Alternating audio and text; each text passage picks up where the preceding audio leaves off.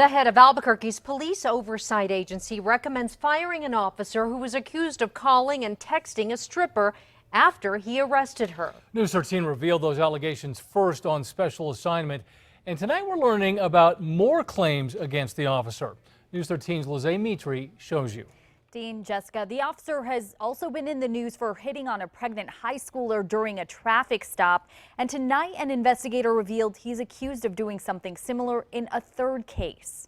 He grabbed me like that and I hit him in the face. After arresting Adrian Ontiveros in December in a domestic violence investigation, APD officer Frank Tillman found he was under investigation himself. Ontiveros says Officer Tillman flooded her phone with flirty texts. Did you take care of your need already? He's talking about sex. Do you want to dance for me? He said, what are you wearing? Tonight, the Police Oversight Board voted. All those in favor say yes? Yes. Accepting a recommendation to fire Officer Tillman. In an investigation, the Civilian Police Oversight Agency says Ontiveros provided hundreds of texts. Officer Tillman, on the other hand. Officer T shared a much smaller number of texts, and what he provided was heavily edited. An investigator says Tillman denies he did anything wrong. He says he was just being nice, texting to answer questions about the case.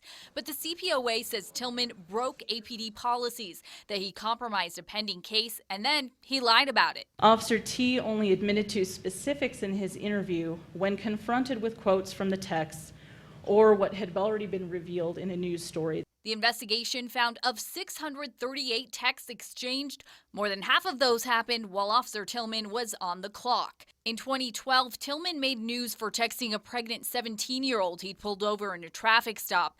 But tonight, the CPOA pointed to another case that never went public. The first texting incident apparently resulted in no official documentation or sanction. The investigator told me she only learned about that other incident when she came across a mention of it in a previous case.